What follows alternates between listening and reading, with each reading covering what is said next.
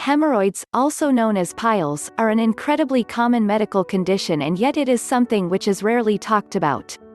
It is believed that 50% of Americans have this condition by the time they reach the age of 50, and yet only 500,000 of these people seek medical help for the problem.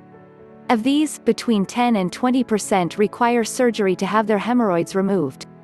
Hemorrhoids are caused by the veins in the rectum and anus becoming swollen and inflamed. The location of the piles can be internal or external, and the symptoms vary dependent on this. If the hemorrhoids are internal, they can go undetected as pain receptors are not present internally. The only evidence of the problem can be blood in the bowel movements as they pass through the area. External piles are widely known to resemble a bunch of grapes and can be extremely painful for the sufferer.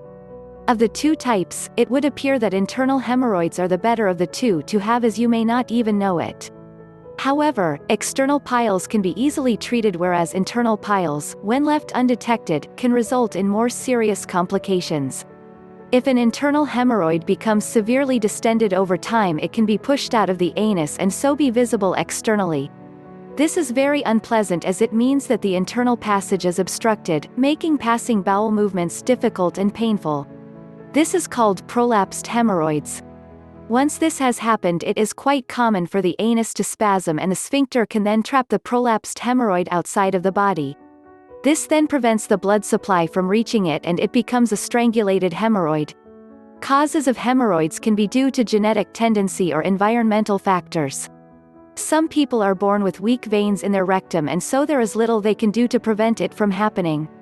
However, for others there are more wide-ranging reasons behind the condition. Pregnancy is widely acknowledged to exacerbate the prevalence of hemorrhoids. During childbirth itself, the excessive straining can cause the problem to occur. This can also be the case when straining forcefully whilst in the bathroom. This can be prevented by increasing fiber in the diet, upping your water intake, and reducing that of diuretic drinks.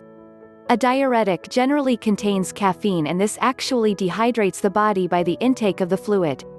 It is also recommended that you do not sit on the toilet for longer than necessary, for example if you are reading in the bathroom. The position in which you sit on the toilet can also increase the problem. Many people find that outbreaks of piles can be treated by undertaking the same habits as I suggested to prevent them in the first place. Topical creams are also available which can soothe the area and encourage a reduction in the swelling. Once the swelling has gone down, the hemorrhoids are able to retreat back into the body.